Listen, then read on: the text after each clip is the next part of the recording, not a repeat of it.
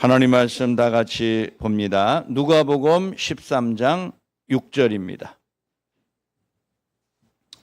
누가복음 13장 6절부터 9절까지에 있는 말씀을 우리 한 절씩 교독하겠습니다. 이에 비유로 말씀하시되 한 사람이 포도원에 무화과 나무를 심은 것이 있더니 와서 그 열매를 구하였으나 얻지 못한지라. 포도원 지기에게 이르되 내가 3년을 봐서 이 무화과 나무에서 열매를 구하되 얻지 못하니 찍어버리라. 어찌 땅만 버리게 하겠느냐. 대답하여 이르되 주인이여 금년에도 그대로 두소서. 내가 두릅하고 거름을 줄이니 이후에 만일 열매가 열면 좋거니와 그렇지 않으면 찍어버리소서 하였다 하시니라. 아멘. 로체 찬양대 나오셔서 찬양드리겠습니다.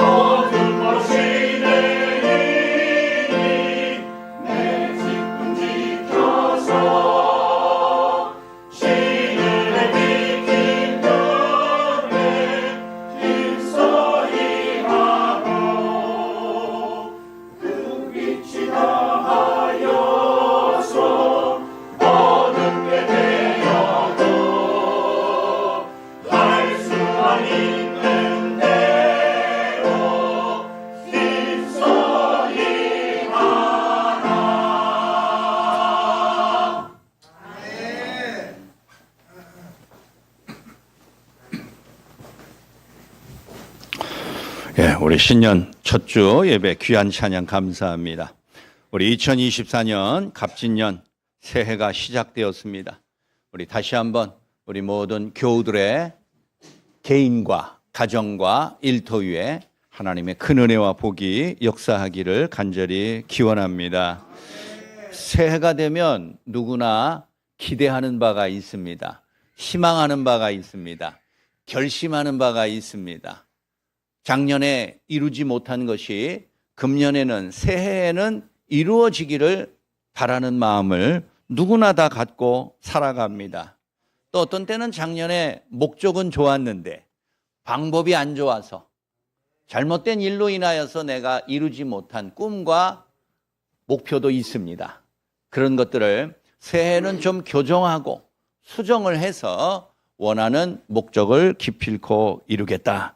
그런 의지가 누구나 있게 마련입니다. 그런데 우리가 어떤 때는 해마다 새해가 주어지니까 1년이 끝나면 또 다른 1년, 그 1년이 끝나면 또 다른 1년이 주어지니까 어떨 때는 우리의 목표가 1년 단위로 자꾸 변하는 것 같아요. 금년 한 해 동안 뭔가 한 건을 크게 터뜨리면은 그것이 내 인생의 승리요, 기쁨의 영광이다. 이렇게 생각하는 경우들이 있습니다. 그러나 제가 개인적으로 바라고 기대하는 것은 그런 한 가지 대단한 목표를 단번에 이루어 끝내기보다는 작지만 소소하지만 끊임없이 이루어질 목표에 좋은 습관을 기르고 단련하는 것이 더 중요한 목표다, 중요한 방향이다, 그렇게 생각합니다. 17세기 영국의 시인이었던 존 드라이든이라는 사람이 이런 유명한 말을 남겼습니다. 처음에는 사람이 습관을 만들지만 나중에는 습관이 사람을 만든다. 우리 모두 공감하는 바지요. 내가 어떤 습관을 길들이고 어떠한 일에 익숙해지고 전문가가 되느냐, 그건 내 의지에 달렸어요. 내가 무엇을 선정하고 어느 정도 할 것인가, 그건 내 노력 여하에 달렸어요. 그러나 그것이 이루어지면은 나중에 그와 같은 습관과 목표가 이후에는 내 삶을 하나씩 하나씩 변화시켜 나가는 그런 방법과 도전이 되더라, 그 말이에요. 저도 운전을 한 30년 하다 보니까 내가 운전을 하고 있더라도 옆에 차들이 운전하는 그 차를 잠깐 이렇게 유심히 보면 그 운전자가 어떤 사람이라는 것이 짐작이 갈 때가 있어요. 자기 성격을 가지고서 운전을 하기는 해요. 그러나 어떤 때는 운전하는 습관이 나라는 사람을 자꾸 이렇게 변화시켜 나가는, 바꾸어 나가는 그런 경우도 느낄 때가 있습니다. 처음에는 내가 습관대로 행하지만 나중에는 습관이 나를 인도하고 나를 운전해 나가는 그런 모습을 보면서, 야, 처음에 어떻게 길들여지고 처음에 어떤 좋은 경건의 습관을 훈련하는 것이 그만큼 중요하다라는 것을 깨닫게 됩니다. 오늘 그런 의미에서 금년도 2024년의 표를 금년에도 그대로 두소서라고 정했습니다. 여기 한 농부의 간절한 호소가 있습니다. 금년에도 그대로 내버려 달라라는 것은 우리에게 시간이, 기회가 많지 않다는 절박한 호소이기도 합니다. 그런 한 농부의 외침이 우리 금년을 시작하고 우리에게 또 다른 한 해를 주신 그 하나님의 깊은 뜻을 다시 한번 잘 살펴서 우리의 원래 주인이신, 우리의 시간의 주인이신 우리 하나님을 기쁘게 하고 그분에게 칭찬받는 복된 한 해, 인생의 전환점이 되는 시간이 되기를 간절히 바랍니다. 오늘 말씀에 세 가지 중요한 원칙이 우리에게 제시되고 있습니다. 첫째는 하나님은 모든 인간에게 열매를 기대하신다라는 사실입니다. 예수님은 신자의 삶을 평가하면서 오늘 말씀처럼 무화과 나무의 비유를 들었습니다. 주인은 무화과 나무를 심었습니다. 왜 심었죠? 열매를 얻기 위해서 심는 거죠. 그런데 3년을 기다리고 3년을 수고하고 3년을 내버려 두었는데 무화과가 결국은 달리지 않았습니다.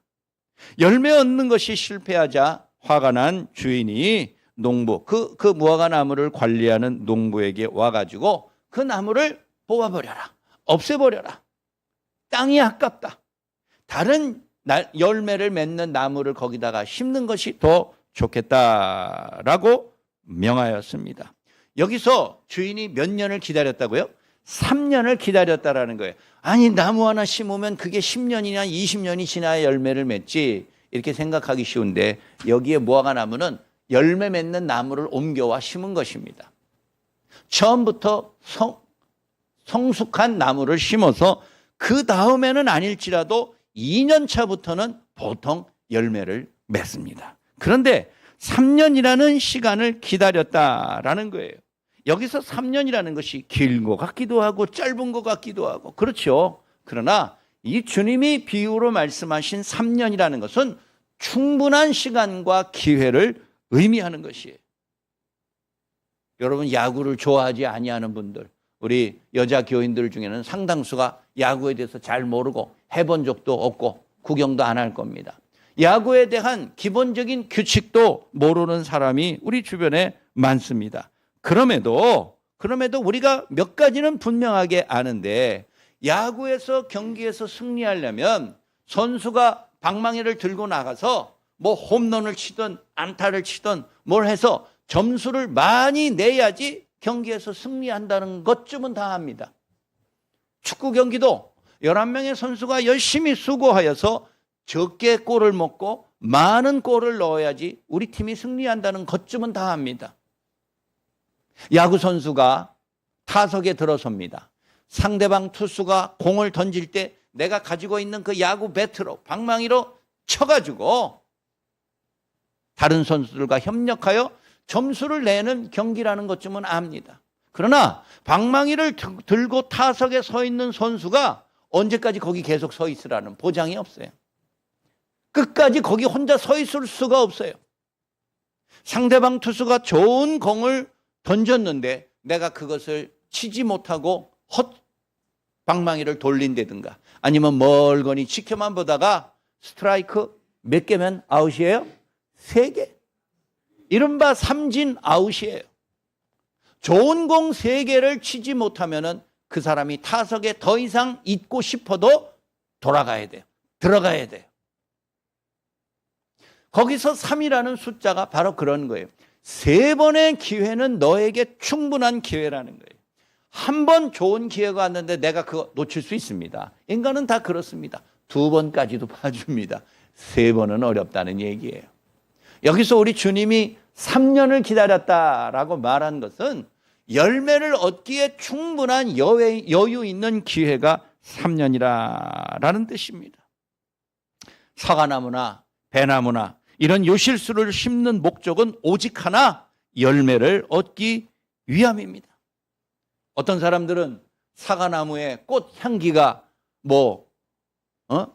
좋다느니, 배꽃의 모양이 멋지느니, 아름답다느니 이런 소리를 하는데 어떻게 보면 다 열매 맺지 못한 핑계에 불과해요.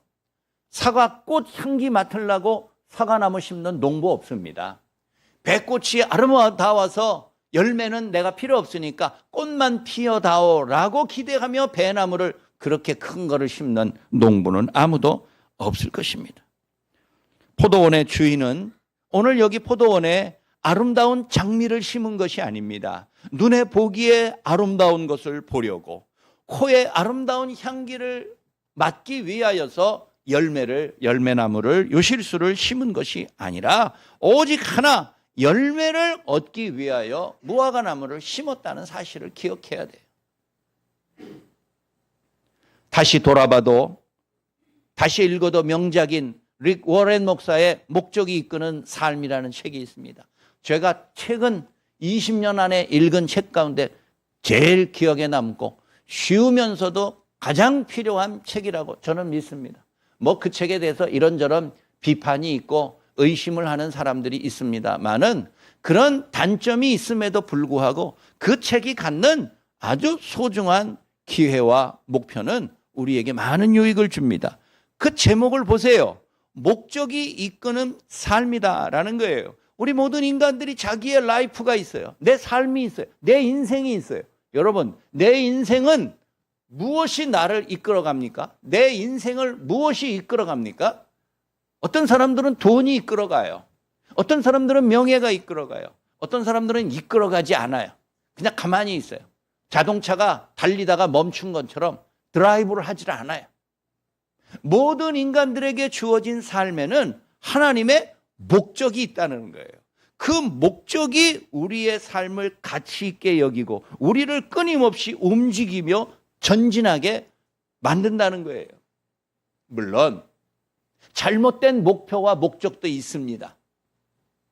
그 목적을 위해서 모든 사람들이 다 분투하며 사력을 다해서 달려나갑니다. 그러나 그것을 얻었을 때에 아, 내가 잘못 구했구나. 이것이 내 인생의 최고의 목표요, 삶의 도전이라고는 스스로 여기지 않을 때가 있어요. 모든 인간은 다 목표를 갖고 이 땅에 지음을 받은 것이에요.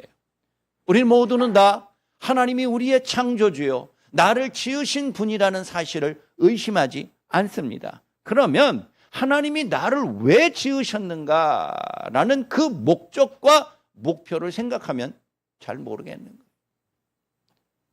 사랑하는 여러분, 아무런 목적과 기대 없이 어쩌다 생겨서 이 땅에 태어난 인간은 한 명도 없어요.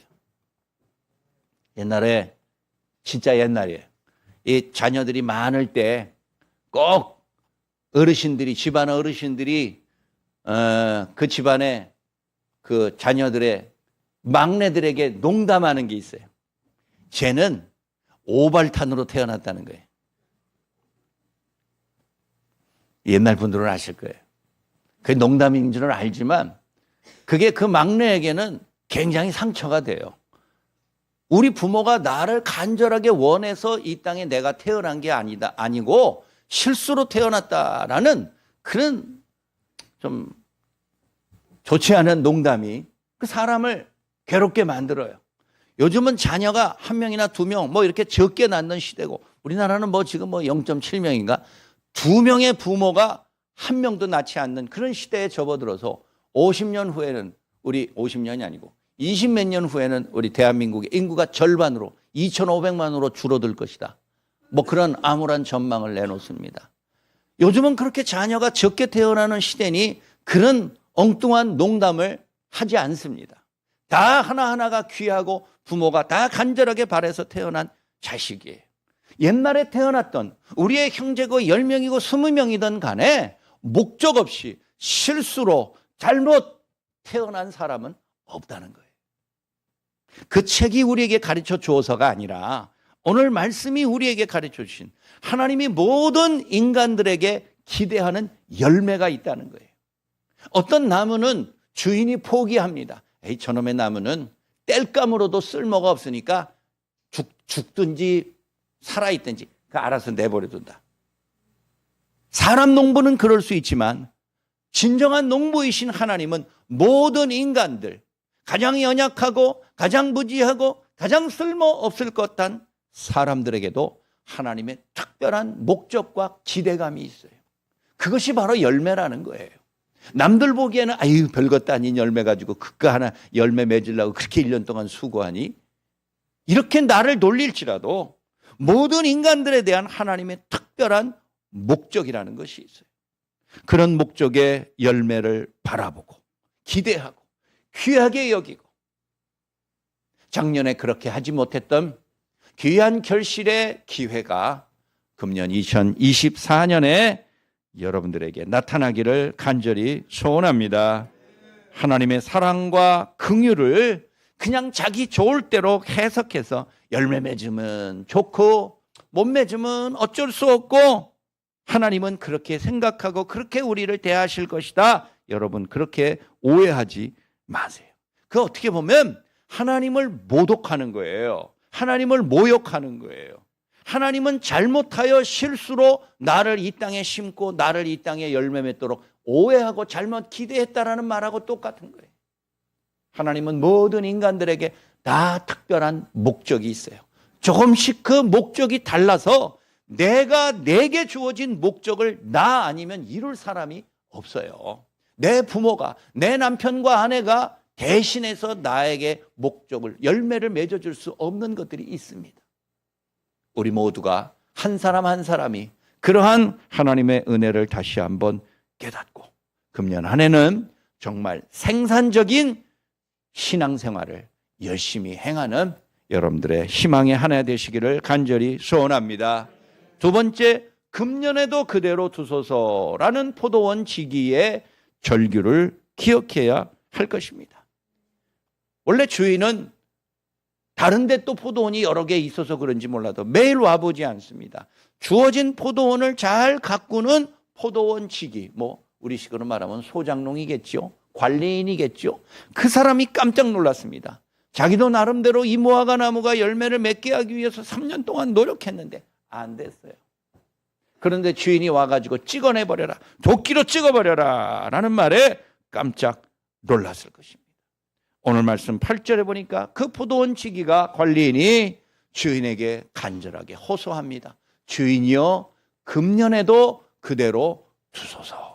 작년에도 재작년에도 그 전해에도 그대로 두셨는데 내년 한 해만 더 그대로 두소서. 아니, 내년이 아니고 금년이죠.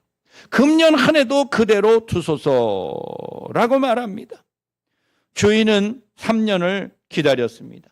충분히 기다릴 만큼 시간인 3년이었기 때문에 주인의 눈에는 더 이상 희망이 없어 보이는 것 같기도 합니다. 포기하겠다는 주인의 결심에 대해서 이 관리인이 어떻게 이 일을 제기하겠어요? 자기도 알아요. 3년 동안 열매를 맺지 못했다는 걸. 3년이라는 시간은 열매를 맺기에는 충분한 시간이라는 것을, 완전한 기회라는 것을 본인도 잘 알아요. 그럼에도 그 주인에게 간절하게 호소할 수밖에 없는 거예요. 요즘 극심한 경기 침체로 인하여서 많은 기업들이 도산하고 도산 위기에 몰렸다고 합니다. 자금은 부족해도 기술력이 뛰어난 그런 회사들이 당장에 돈을 융통하지 못해서 부도 처리는 되는 일들이 많이 있습니다. 그럴 때 달려가는 것들이 곳이 은행이요, 금융기관이지요. 규모가 큰 기업들은 산업은행 같은 국책은행에 달려가서 저리 이자가 낮은 것에 돈을 빌려오는 그런 경우들도 많습니다. 은행은 그 기업을 살리기 위해서 우리가 도와드리죠. 돈을 빌려드리겠습니다 라고 약속을 하지만 그럴 때에 그 은행이 그 기업에 대해서 무작정 돈을 빌려주는 것이 아니에요. 반드시 자구책을 먼저 요구합니다. 당신 스스로가 당신 회사를 살리기 위해서 최대한 노력할 수 있는 게 뭐가 있습니까? 그거 먼저 하세요. 그리고도 부족한 부분은 우리가 도와드리겠습니다. 금융권은 다 그래요. 그러면 자구책이 뭐가 있습니까? 기업이 가지고 있는 여러 자산들을 팔아야 됩니다. 뭐 가지고 있는 부동산, 땅이 있습니까? 뭐 기업마다 자기가 하는 회사만, 공장만 있는 게 아니라 뭐 어디에다가 땅을 사두고 뭐 어디에다가 좋은 뭐 콘도를 사두고 뭐 연수원을 사두고 뭐 어쩌고 저쩌고 이런 거 있잖아요. 그런 것들을 다 팔아야 한다는 거예요. 어떨 때는 아깝게 여길 때가 있어요.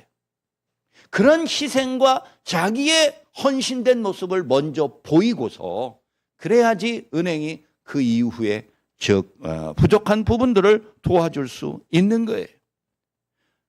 그런 것들은 다 수고하지 않고 너무 아까워서 내가 오랫동안 잘 써먹었는데 그런 것들은 팔지 않고 가지고 있으면서도 그 은행에 가가지고 무릎 꿇고 빌고 감정적으로 호소한다고 그래서 눈 하나 깜짝하지 않는 그런 세상이에요.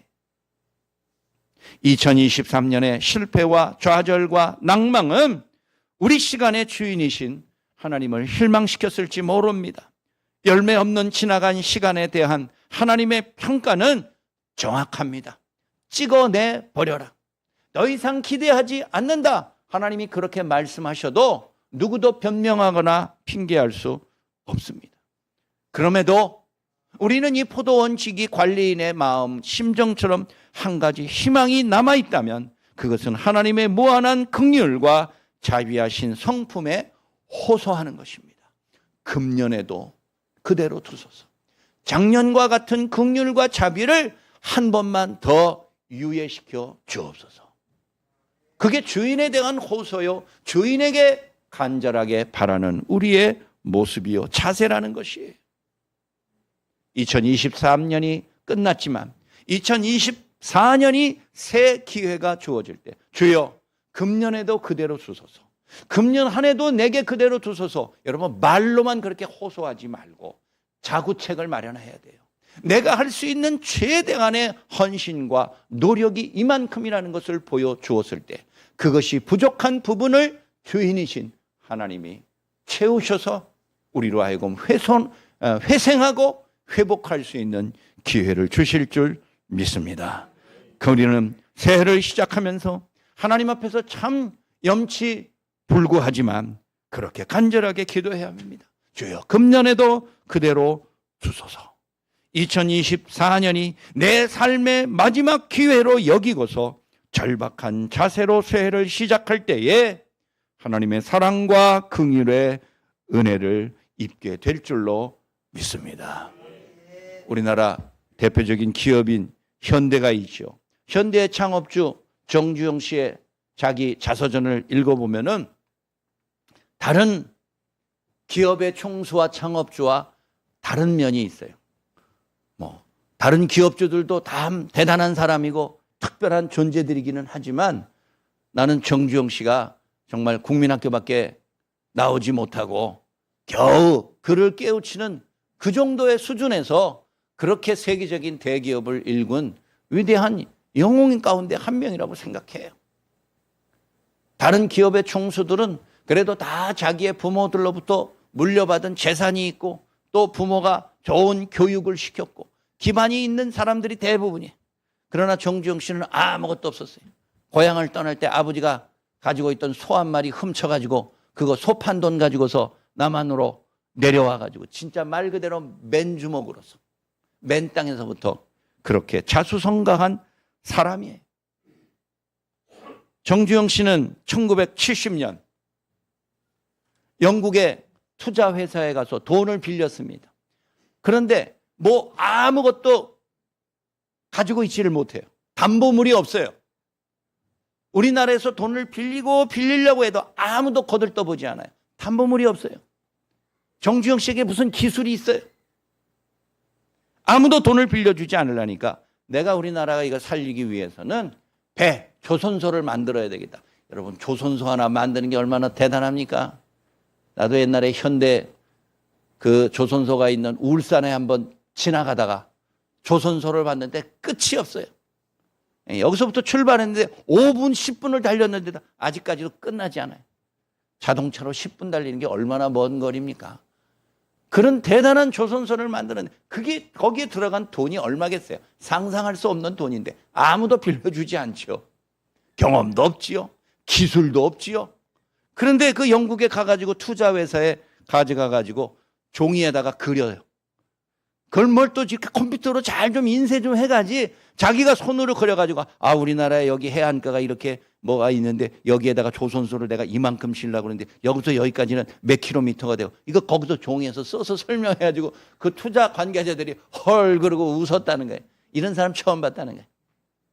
알겠다고. 지도는 그렇다 치고 당신에게 우리가 돈을 빌려줘야 될 이유가 뭐가 있냐고. 당신이 배 만들어 본 경험이 있냐고. 없다는 거예요. 자기는 농사만 져가지고 못한다는. 그 어떻게 돈을 빌려야 돼? 그랬더니 정주영 씨가 호주머니에서 500원짜리 동전을 꺼냈어요. 500원짜리 동전 뒷면에 거북선이 있어요. 지금도 있는지 잘 모르겠네. 1970년대에 그랬대요. 그러면 거북선 보라고. 이게 16세기에 1500년대에 우리나라에서 처음으로 만든 세계 최초의 철갑선이라고. 철판과 강철을 이용해가지고 배를 만들었는데 이게 우리나라에서 만든 거라고. 당신네 영국은 무적 함대로서도 유명하게 배를 잘 만드는 나라이기는 하지만 당신네들은 17세기, 18세기부터 만들었지 우리는 16세기 때부터 200년이나 당신보다 앞서서 철판으로 배를 만들었다고. 이런 한국인들의 DNA가 나도 가지고 있다고 말도 되지도 않는 이야기를 했다는 거예요. 그런 간절한 호소에 그 투자회사 책임자가 이렇게 듣더니 당신의 의지를 한번 믿어보고 싶다. 이렇게 얘기를 해요. 그래서 자기가 회사가 돈을 빌려주는 게 아니고 다른 회사에 추천서를 써준 거예요. 그래서 그 다음 해 2년 후에 그리스가 이 대형 선박들, 유조선, 컨테이너선, 가스선 이런 것들을 많이 발주하는 그 나라가 그리스잖아요. 옛날부터 해상무역이 수천 년 전부터 발달하니까 그리스를 찾아갔어요. 찾아가가지고 배를 주문해 달라고. 그럼 당신 조선소가 어디냐고. 아직 없다고. 이제 만들 거라고. 그러니까 또 그 사람이 웃고 돌아가라고. 끝까지 안 가고 붙잡고 있었어요. 그래서 종이에다가 또 그려요. 울산에 가면 여기 미포라는 그 만 이렇게 땅이 쑥 들어간 그런 지역이 있는데 여기다가 조선소를 내가 투자를 받아가지고 이렇게 짓고 이렇게 해서 종이에다가 또 그렸어요. 그런데 그 열정과 저기에 감복해가지고 그 그리스 선주가 두 척의 유조선을 계약을 하고 주문을 했다는 거예요. 조선소가 만들어지지도 않은 허허벌판인데 벌써 언제 만들어질지도 몰라요. 그래도 그냥 두 척을 그냥 주문을 했어요. 그러면서 정주영 씨가 원래는 선금을 받아야 되는데 배가 만들어지는 과정을 보면서 그때마다 돈을 주십시오. 이렇게 약속을 해가지고 오늘날의 세계 최고의 조선소, 현대조선, 현대중공업이 생겼다는 거예요. 어떤 때는 아무 근거도 실적도 증거물도 배경도 없어요. 오직 상대방에게 나의 열정과 의지를 감동시키기 위하여서 애쓰고 수고해야 될 때가 있어요. 여러분 2024년 우리 살아봤습니까? 우리 모두가 다 경험해 본 금년 한 해입니까? 아니잖아요. 누구도 장담할 수 없는 금년 한 해의 시간입니다. 이 1년 기간 동안에 어떻게 보면 우리가 주인을 어떻게 감동시키겠어요? 1년 동안 내가 작년에 해봤잖아요. 재작년에 했는데 아무 소용없잖아. 오히려 그게 더 증거예요. 그러나 오늘 여기에 포도원지기 관리인은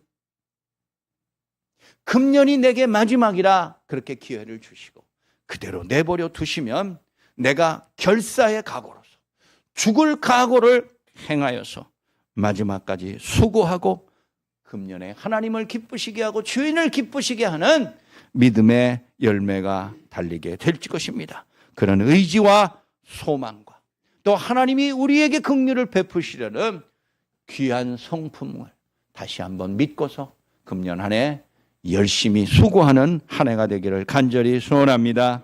마지막 셋째, 그러나 결산의 때가 있다라는 것을 기억하십시오. 종교개혁자 루터의 말처럼 하나님의 보좌는 아무도 흔들 수 없어요. 하나님이 한번 그렇게 결정하시면 번복하지 않아요. 바꾸지 않아요. 내가 결심한 것을 바꾼다는 것은 내가 실수했다는 것을 인정한다는 뜻이잖아요. 내가 실수하지 않았는데 내가 왜 바꿉니까? 내가 옳은데 내가 왜 바꿔요? 하나님은 그런 분이에요. 하나님의 보좌를 누구도 흔들 수 없다는 거예요. 그러나 루터는 말하기를 오직 하나님의 보좌를 흔들 수 있는 기회가 있는데 그것은 기도뿐이다. 간구하는 것뿐이다. 그렇게 말한 적이 있습니다. 그러나 여러분, 주인의 심성을 이 포도원 지기는 누구나 잘 압니다. 비록 1년간 시간을 연장하는 데는 성공했지만 연말에 반드시 주인이 결산하도 찾아온다는 것을 잘 알아요. 주인은 언젠가 열매를 맺을 때까지 시간을 무한정 연장시켜주는 분이 아니에요. 열매 맺을 때까지 끝까지 기다려주는 분이 아니에요. 오직 정해진 시간 안에 열매 맺게 하기 위하여서 우리에게 약속해 주는 분이에요. 오늘 9절 말씀에서 한 해 동안 노력해서 반드시 결실을 약속함과 동시에 연말에 열매 맺지 못하면 그때 내 손으로 찍어버리겠습니다. 이 포도원 지기가 그렇게 결연한 의지를 표현하고 있습니다.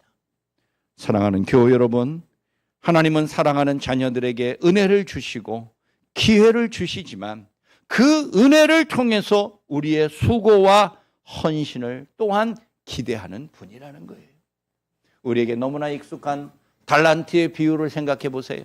어떤 종에게는 5, 2, 어떤 종에게는 1달란트를 각각 다르게 주었습니다. 아마 그 종들의 형편과 능력과 은사에 따라서 그렇게 다르게 달란트를 주었을 것입니다. 그런데 그 달란트를 가진 종들이 때가 되면은 주인을 만나게 될 것입니다. 그냥 땅속에 감추어두고 오면 그만이고 안 와도 그만이고 그렇게 노는 종이 아니에요. 그런 청지기가 아니에요. 언젠가 때가 되면 주인이 반드시 약속한 날 우리와 결산하기 위해서 온다라는 일념을 갖고서 5달란트, 2달란트 받은 종은 열심히 수고하고 노력하였어요. 그 2명의 청지기가 열심히 노력하였을 때 그 2사람에 대한 칭찬이 똑같습니다. 5달란트를 번 사람이 2달란트 번 사람보다 2.5배의 수익을 냈지만 더 큰 복을 준 것도 아니에요. 두 사람에게 똑같이 칭찬했어요. 너희가 적은 일에 충성하였으니 내가 네게 큰 일을 맡기겠다. 아, 그래요. 주인은 그 종들을 시험하기 위해서 2달란트, 5달란트를 맡긴 거예요. 1달란트를 맡긴 거예요. 사실은 더 큰 계획을 갖고 계셨던 거예요. 우리도 그렇습니다.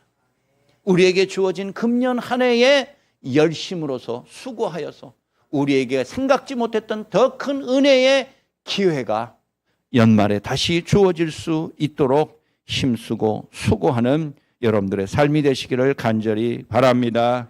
오늘 8절 말씀, 9절 말씀에, 8절 말씀에 그 포도원 지기가 이렇게 주인에게 약속합니다. 내가 두루 파고 거름을 주겠다. 포도원 지기가 1년 한 해 동안 무화과 나무와 열매 맺나 가만히 보고 있게만 하겠다는 게 아니잖아요. 두루 판다는 것은 작년에 이만큼을 팠는데 그거보다 더 넓게 파겠다는 거예요. 더 많이 파겠다는 거예요. 더 좋은 유익을 위해서 내가 더 수고하고 땀 흘리겠다는 거예요. 두루 파고 뭘 줘요? 거름을 주리니.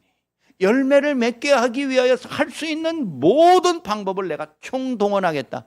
여러분, 자기의 결심과 의지가 뒷받침되었을 때에 그게 주인이 감동할 수 있다는 것이에요.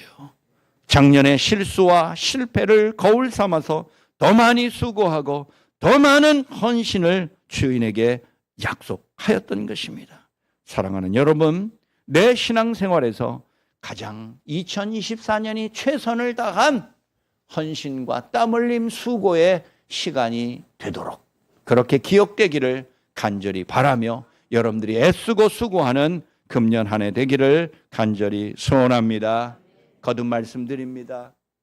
금년 한 해 동안 반짝 대단한 결과만 한번 얻으려고 수고하지 말고 남들이 주목하지 않더라도 내 평생에 늘 신앙의 좋은 열매가 맺어질 수 있도록 그런 좋은 영적인 습관을 기르시고 그런 습관을 더 단련, 훈련하는 금년 한 해로 삼으셔서 금년 한 해의 수고와 헌신 때문에 여러분들의 남은 모든 여생이 우리 하나님을 기쁘시게 또 여러분 스스로 만족해하는 그런 금년 한 해 되기를 주의 이름으로 간절히 축원합니다.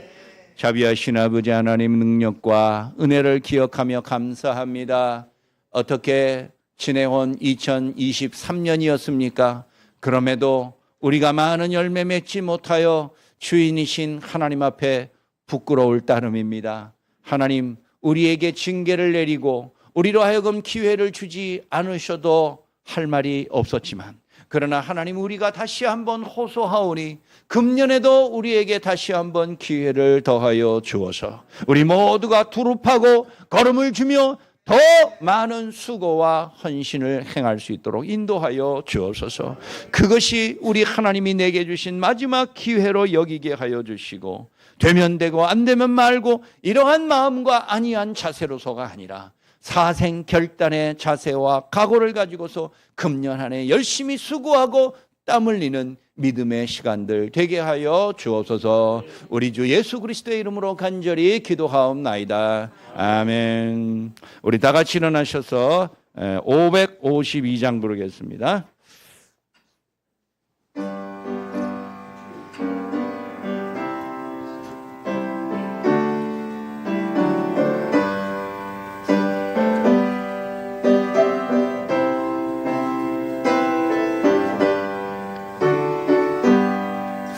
아침 해가 돋을 때 만물 신선하여라.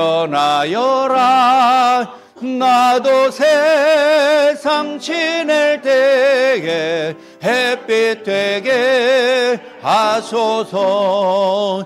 주여 나를 도우사 세월 허송 않고서 어두운 세상 지낼 때 햇빛 되게 하소서. 새로운 광음을 보람 있게 보내고 주의 일을 행할 때에 햇빛 되게 하소서.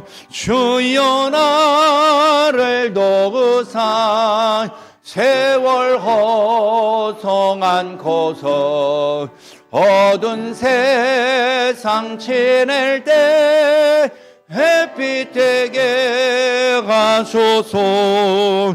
한 번 가면 안 오는 빠른 광음 지날 때 귀한 시간 맞춰서 햇빛 되게 하소서.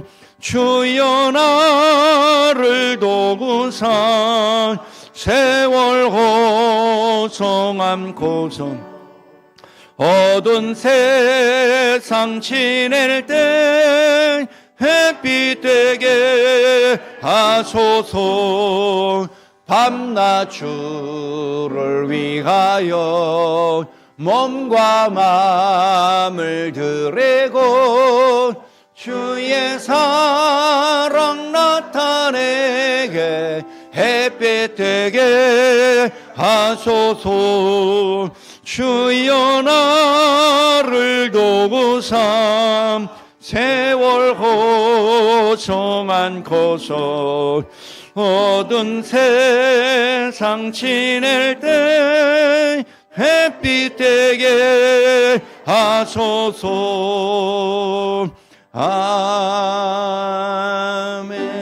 아멘.